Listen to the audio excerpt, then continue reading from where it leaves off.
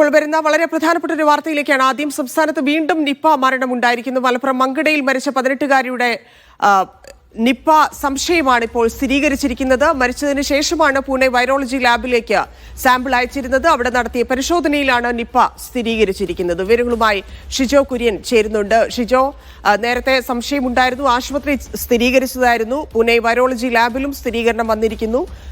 കൂടുതൽ വിവരങ്ങൾ. ധനിയ, തുടർച്ചയായിട്ടുള്ള വർഷങ്ങളിൽ കേരളത്തിൽ നിപ്പ മരണം ഉണ്ടാകുന്നു എന്നുള്ളതാണ് ഇപ്പോൾ ഇതിലെ ഏറ്റവും പ്രധാനപ്പെട്ട കാര്യം. 2024 2 പേരാണ് കേരളത്തിൽ നിപ്പ ബാധിച്ച് മരിച്ചത്. 2025 എത്തുമ്പോൾ 6ാം മാസത്തിലേക്ക് എത്തി നിൽക്കുമ്പോൾ കേരളത്തിൽ വീണ്ടും ഒരു നിപ്പ മരണം കൂടി ഉണ്ടായിട്ടുണ്ട്. മലപ്പുറം മങ്കടയിൽ കഴിഞ്ഞ ജൂൺ 1-ാം തീയതി മരിച്ച 18 വയസ്സുകാരുടെ മരണകാരണം നിപ്പയാണ് എന്ന് ഇപ്പോൾ സ്ഥിരീകരിച്ചിട്ടുണ്ട്. നേരത്തെ നിപ്പയാണെന്ന് ഒരു സംശയം ഉണ്ടായതിന് പിന്നാലെ തന്നെ കോഴിക്കോട് മെഡിക്കൽ കോളേജിൽ പരിശോധന നടത്തിയിരുന്നു. അതിൽ ട്രൂനാറ്റ് പരിശോധനയിൽ നിപ്പ പോസിറ്റീവ് ആണെന്ന് കണ്ടെത്തിയിരുന്നു. അതിന് പിന്നാലെയാണ് വിശദമായിട്ടുള്ള പരിശോധനയ്ക്ക് വേണ്ടി പൂനെ വൈറോളജി ലാബിലേക്ക് സ്രവ സാമ്പിളുകൾ അയച്ചത്. അങ്ങനെ അയച്ചതിൽ നിന്നാണ് അതിന്റെ പരിശോധന ഫലം കൂടി ഇപ്പോൾ പുറത്തു വന്നിരിക്കുന്നത്. അപ്പോൾ മരണം സംഭവിച്ചിരിക്കുന്നത് നിപ്പയാണ് എന്നുള്ള കാര്യം ആരോഗ്യവകുപ്പ് സ്ഥിരീകരിക്കുന്നു.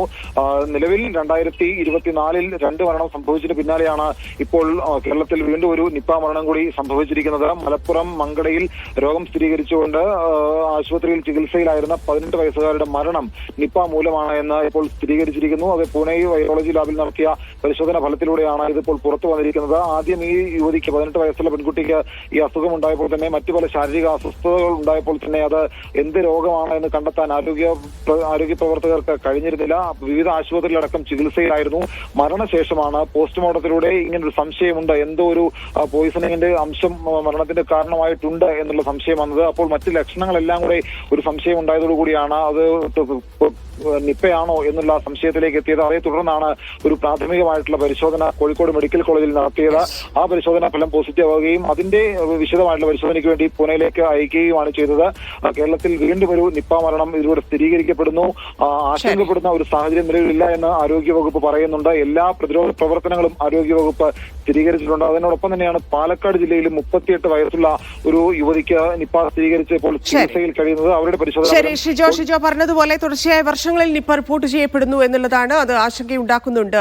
വൈറോളജി ലാബിലേക്ക്, പൂനെ വൈറോളജി ലാബിലേക്ക് അയച്ചിരിക്കുന്ന 18 വയസ്സുള്ള പെൺകുട്ടിയുടെ രോഗമാണ് സ്ഥിരീകരിച്ചിരിക്കുന്നത്. മരിച്ചതിന് ശേഷമാണ് പരിശോധനയ്ക്ക് അയച്ചത്. ആശുപത്രിക്ക് അതിൽ നേരത്തെ തന്നെ സംശയമുണ്ടായിരുന്നു, സ്ഥിരീകരിച്ചതുമാണ് ആശുപത്രി.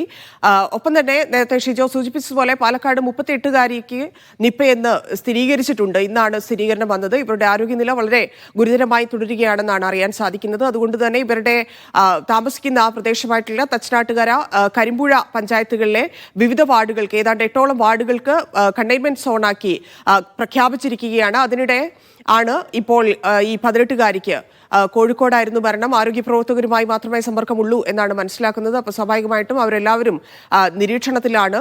മലപ്പുറം മങ്കട സ്വദേശിയായ പെൺകുട്ടി സ്വകാര്യ ആശുപത്രിയിലായിരുന്നു മരിച്ചത്. ആ പെൺകുട്ടിക്ക് കൂടിയാണ് ഇപ്പോൾ നിപ്പയാണ് എന്ന് പൂനെ വൈറോളജി ലാബ് സ്ഥിരീകരിച്ചിരിക്കുന്നത്. നമ്മുടെ